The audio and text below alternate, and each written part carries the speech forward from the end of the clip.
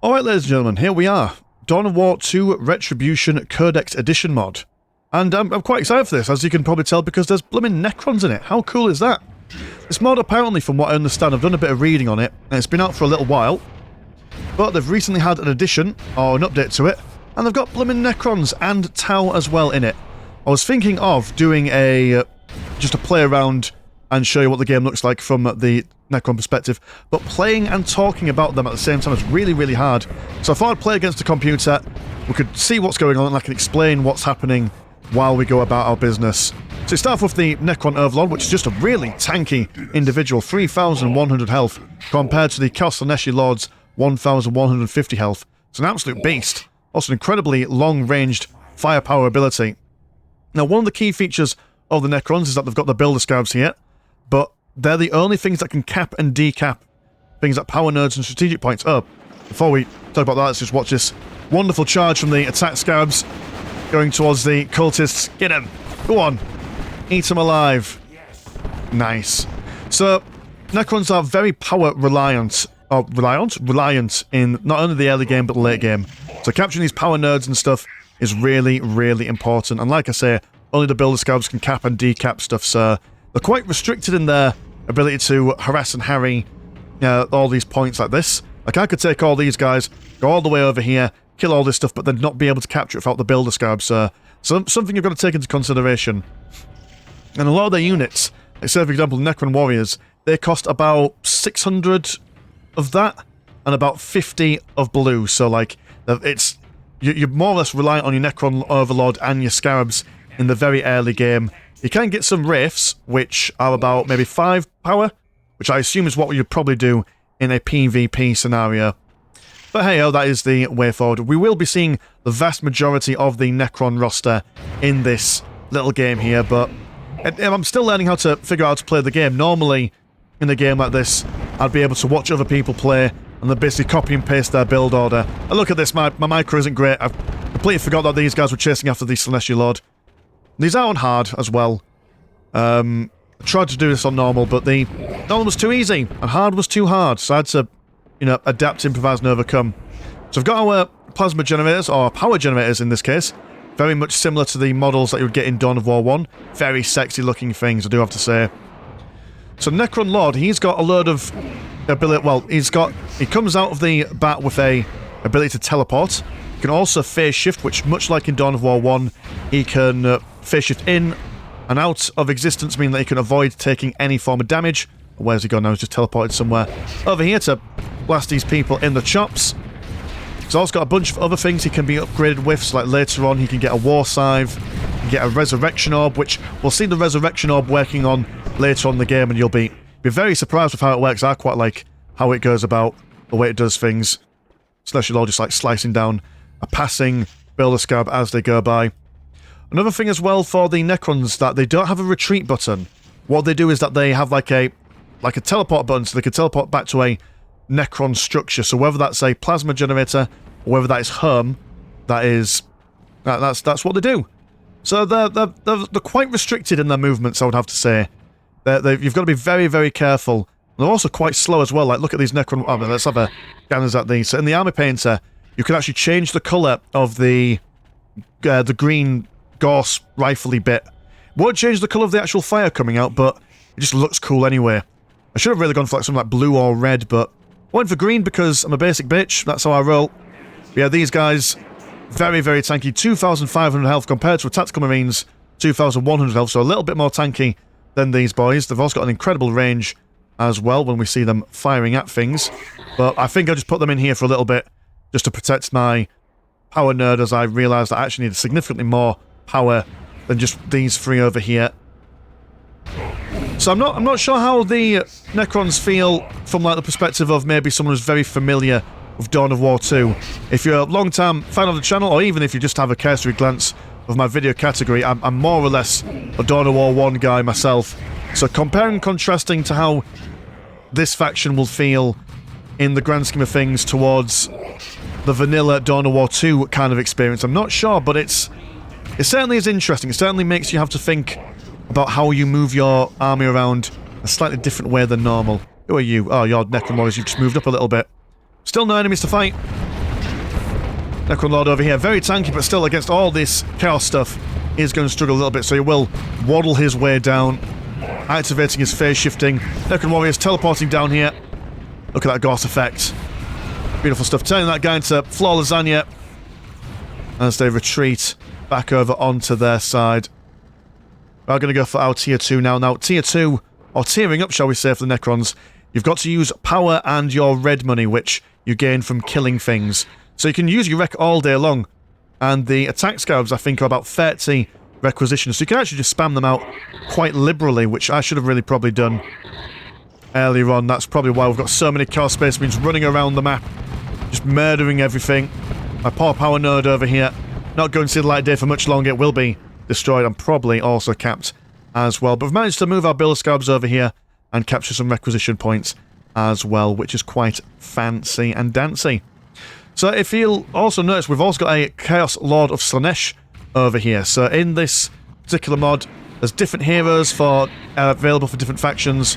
So every Chaos God is represented in the Chaos roster. I do believe as well that they've had like a little tweak to the Orcs. And what else have they done? They've got, like I said, they've got Tau, and they've got the Inquisition, or Demon Hunters. The Grey Knight people, whatever you call those guys. Necron Warrior's going to move around a little bit, see if they can do some more shooting, but this Necron Overlord... Ah, there we go, teleports back home. Well, you see, so Necron Lord doesn't have a teleport home ability. He just teleports places, but his health regeneration is absolutely phenomenal. So, there we go. Tier 2 has just popped for us. We'll have to wait and see what we bring out. Ah, we bring out a Destroyer. Thought a vehicle would be fun to see. The Chaos Forces, they're just maneuvering about. I'm not sure about the AI in this. Oh, where are you going? I mean... that's how you get down. Just phase shift through the ground. You're not Necrons. You're not supposed to phase shift. They do anyway. But yeah, I'm not sure about the AI about this. Like I said, I've maybe played about an hour or two of this mod. Just wanted to get a video out because I'm quite busy over the weekend. I didn't want to wait till Monday before I got a video out on this, just because I was quite excited to share this stuff with you at home and on that kind of stuff. So I assume there's some bits and bobs going. Maybe I've not got the settings on quite right, but so far it's been very, very good fun.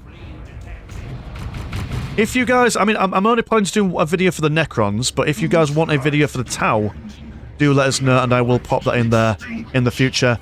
We've got a Destroyer now. Look at him go about his business. He's got one angry hand, one Gauss-destroying rifle.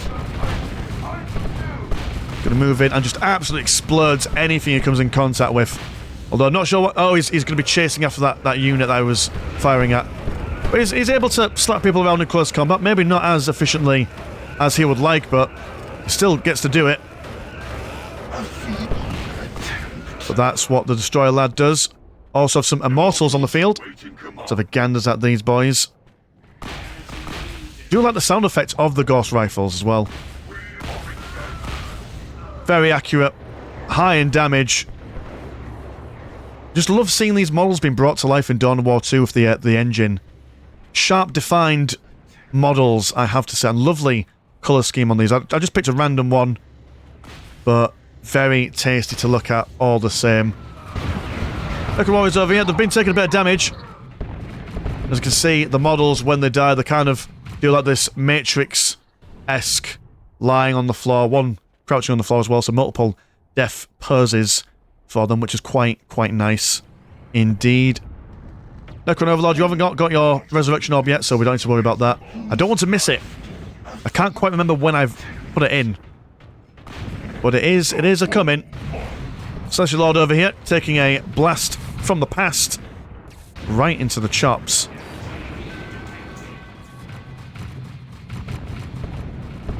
And we've got some more plasma, or power generators, sorry, in the centre here. Just to give us extra blue, so we can bring about our more interesting units online. Well, they're all kind of interesting. Oh, another thing as well is that a lot of the units here for the Necron roster don't really have any upgrades. So unlike, say, another faction like the Chaos Space Marines, where you can give them multiple different upgrades to help them take on any kind of role, Necrons, they kind of come out as they are. So you can't really give them any extra things. The Immortals are good at what they do. Necrons are good at what they do. The Flayed ones come out, they slice things, but there's no real, like, multiple adaptation for it. They come out as they are. We do now have the War Scythe on the Necron Overlord, which is just basically an extremely effective melee weapon. In fact, let's have a little gander and see what that looks like. If we can turn around there. Very powerful stuff. Always wondered if the bottom bit is also charged with baleful energies and whether that hurts people. Or whether it just damages the floor. Can't have a carpet in a Necron tomb world. That's not how it works.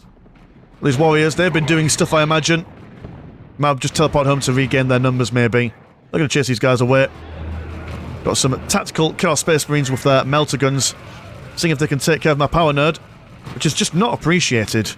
It's not what we want. Some more Necron warriors being built up as well. Just because I thought maybe we need some more actual infantry to be able to span across the map. Because like I say, holding a large amount of area is quite difficult for the Necrons from what I've seen so far. My micro let me down again, so lots of dead Necrons. In fact, actually no, did they teleport all the way back home? Oh no, I didn't have time to click on the home bit, so they teleported over here, but then they died. But this guy is dead, he just doesn't know it. So just, you know, keep that in mind. Those guys are going to try and take over this victory point. They could have been taken on, but the AI decided, no, you can have that. Necron Lord, now he's got his melee weapon, so his fingers are just walking over here. Swipe people down, he's going to use his phase shift to just casually come in. Then the moment that phase shift comes off, he's in a bit of a pickle. Struggling ever so slightly. He's going to teleport out of there and make sure that he lives to fight another day. We do now have a Resurrection Orb. I do believe that I used that at some point in this general area. But essentially, the Resurrection Orb's got like a really large area of effect around it. And basically press it, then all these bodies, every single one of them, come back with full health. But they don't come back as like a unit. They only come back as like individual models, so you can't reinforce them. That's the trade-off, I imagine. I also think that you can't teleport them around. I can't remember off the top of my head. But that's what happens. We've got some flayed ones. Let's have a ganders at the Can I have the ganders at the flayed ones? Are we going to miss the Resurrection Orb? Ah, fair enough. We'll hold on for a little bit. I think it's this bit. I'm going to move in the middle. Flayed ones, just look at the speed that they can scurry. So they're extremely slow moving units. Ah, there we go, look at that. Activating it, and they all just get up. They're all, like I say, individual models. So the flayed ones, they're extremely slow. Extremely slow, but when they get sight of some fleshy bits, they just get really motivated all of a sudden, and decide to get involved. Can I zoom into even more? Can't seem to get a good angle on them. There we go, they look like meaty monks strolling about the place. And also, when you click on them to attack someone, they've got like a really cool voice piece of acting. You know, saying, ah, it's my skin, it's, ah, give me my skin back, and stuff like that. It's really creepy. So that's cool. Got tier 3 on the way. So we'll be seeing some big Necron units. So don't we will definitely be seeing the monolith in the next couple of moments. I'm also going to sit around the backside, try and use that excessively long range. Look at that. Take it down a guy or two. And one thing I've noticed as well is that the actual health regen for every individual Necron unit is quite tremendous as well. So if you, say for example, this Destroyer was quite low health, bring him out of combat for a little bit, and he could just kind of fix himself. Now you can get the Builder Scabs to repair stuff, that is a thing that can happen, but, you know, they could just, also with their living metal, they can just regen. That's how the tech works, from what I understand. My knowledge of Necron lore is not exactly ideal, but no, I mean, I'm surprised that this mod even exists. I generally have a good idea of what mods are about, but like, I had no idea whatsoever that this mod was even a thing, but it's been going on for quite some time, from what I understand. And I think that the whole idea about this mod is more or less to make every faction more lore accurate. So I imagine from the people who made this, they're thinking, right, okay, Necron Temple or Necron Tomb World, you know, it's here, people come, it gets activated, the first thing that comes out is the attack scarabs, the Necron warriors appear, and as it goes on, the more advanced kind of Necron stuff happens. At least I think that's how the lore works. Like I say, I'm not some sort of lore-savvy person. Let's speed things up. Just, how do I do that? Ah, we speed things up doing this. Just so we can see what's coming up next. I do believe that the first thing I go for is a tomb spider, just because I don't have enough stuff for the Necron monolith, and I wanted to get something out. And tomb spiders are cool, man. Tomb spiders are a vibe. They can do two things. They can repair other units, and they can... what else can they do? They can spawn other attack scarabs. Watch these attack animations go about. Cinematic view in there. I'm not sure if this map is a vanilla map, or it was got from a different mod, or whether this is a Codex edition exclusive map, but this is a Grot Bay. It's quite cool. Necron Lord has now gone for a energy armor, increasing the maximum energy pool and energy regeneration. That resurrection orb takes about something like 200, 350 energy, so not an ability that you can spam. Also has quite the considerable cooldown rate. Here we go, Tomb Spider. He's there, snipping and snipping away at people.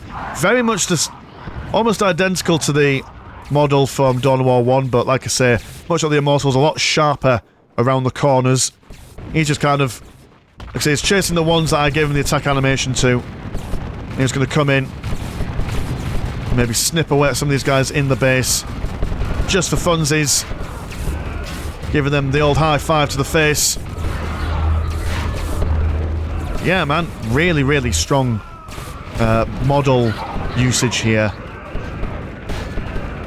It's just amazing how, like, so many years after all these different Dawn of Wars come out, I mean, this is probably the reason why I'm absolutely convinced that we don't need, like, a Dawn of War 4 to come out, because we can... well, when I say we, the clever people who know how to code and do stuff, they can do it, and, you know, they can make this last forever. And we've used the Resurrection Orb again. We've got our models back online. Also a few scraggly Immortals as well. Destroyer just... look at the range, man.